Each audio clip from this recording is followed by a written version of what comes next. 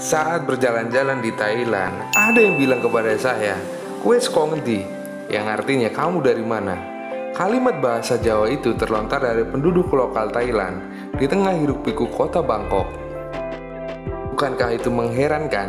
Jelas, tapi itu benar-benar terjadi di kampung Jawa yang ada di tengah ibu kota negeri Gajah Putih itu. Kalimat pertanyaan itu terlontar dari mulut Slamet Riyadi, salah satu penduduk kampung Jawa. Dari namanya saja sangat identik dengan Indonesia, terutama suku Jawa. Slamet beserta belasan warga kampung Dayak lainnya menyambut kami. Sambutan mereka benar-benar membuat kami teringat akan tanah air. "Aku asli Thai, bapakku Kendal."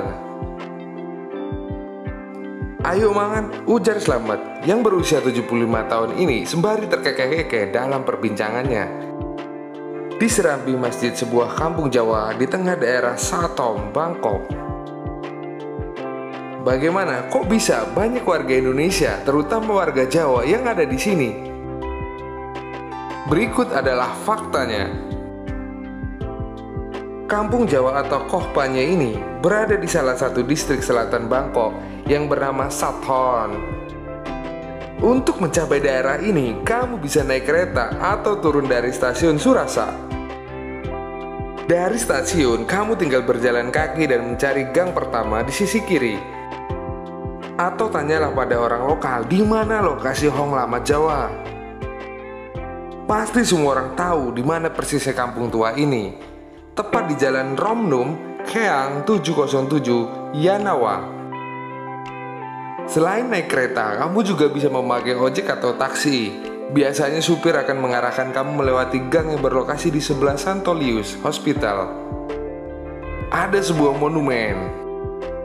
Tepat di seberang Masjid Jawa, terdapat sebuah monumen berbahan batu granit yang menuturkan asal-muasal kampung Jawa.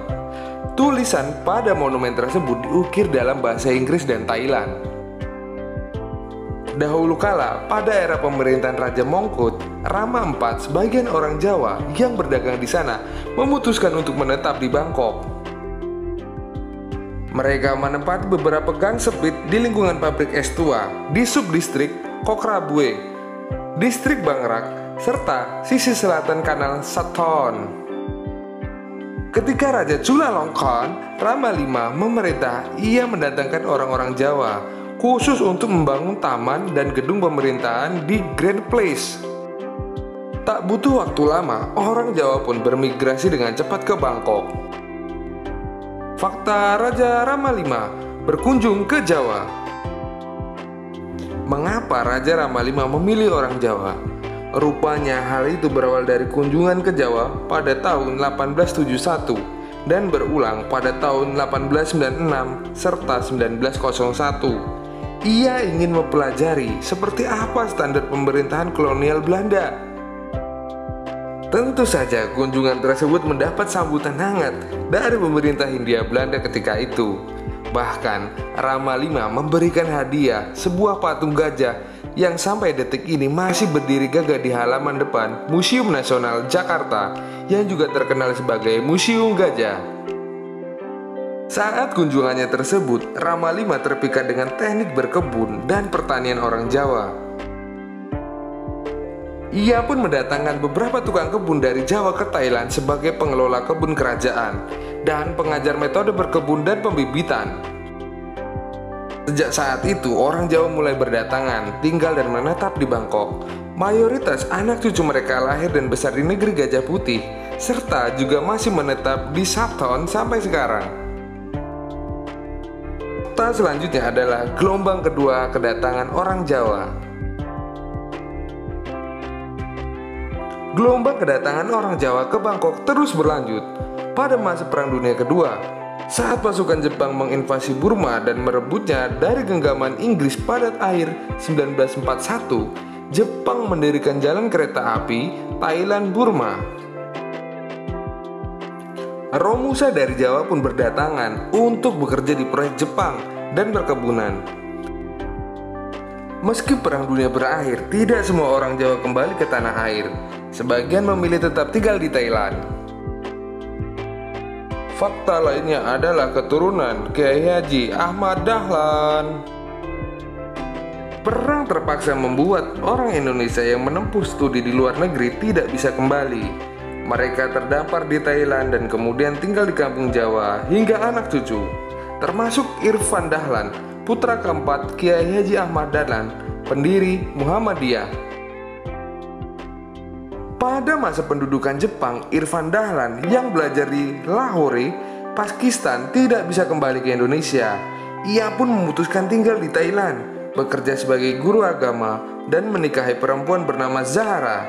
Mereka memiliki 10 anak dan saat ini keturunannya masih tinggal di belakang Masjid Jawa. Fakta lainnya, Masjid Jawa berdiri dari tahun 1945.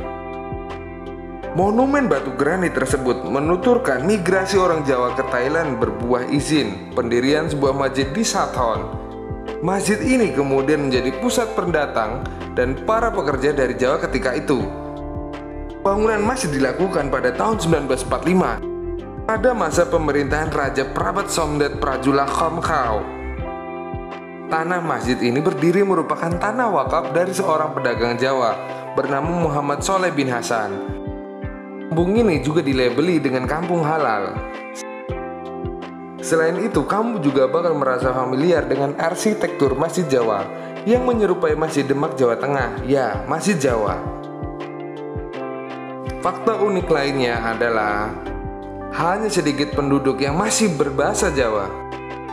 Kampung Jawa berpenduduk sekitar 4.000 orang. Sebagian besar penduduk yang lahir di sini dari keturunan Jawa dan mereka adalah generasi ketiga dan keempat yang menetap di kampung Jawa Bangkok. Namun hanya segelintir warga kampung yang masih bisa berbahasa Jawa maupun bahasa Indonesia. Sehari-hari mereka menggunakan bahasa Inggris dan bahasa Thailand. Saat ngobrol kadang-kadang keselip tuh bahasa-bahasa dari bahasa Jawa atau bahasa Indonesia, tapi tidak benar-benar lancar dan fasih. Tentu ini sih wajar-wajar aja karena mereka lahir dan besar di sana, bukan datang dari tanah Jawa asli. Pun begitu, mereka tetap melestarikan budaya-budaya dari Jawa. Bahkan beberapa makanan Jawa gampang banget ditemuin di daerah ini. Contohnya seperti nasi kuning, sayur asem, nagasari. Nah, itu dia banyak tuh di sana Masian. Bahkan kadang-kadang juga mereka masih menyelenggarakan kenduri. Jika ada acara pernikahan, mereka menyebutnya acara wong mantu. Kalau ada orang meninggal, mereka pun menyebutkan dengan istilah wong mati. Wah, gila ya, masih kayak orang Jawa persis. Bahkan sebagian laki-laki di sana masih menggunakan baju koko, pakai sarung dan pakai peci dalam sehari-hari. Bener-bener orang Jawa banget sih ini mah. Itu tadi adalah cerita sekelumit tentang kampung Jawa yang ada di Thailand. Tulis komentar kamu di bawah. Lalu video apa yang ingin kita bahas pada pembahasan berikutnya. Terima kasih.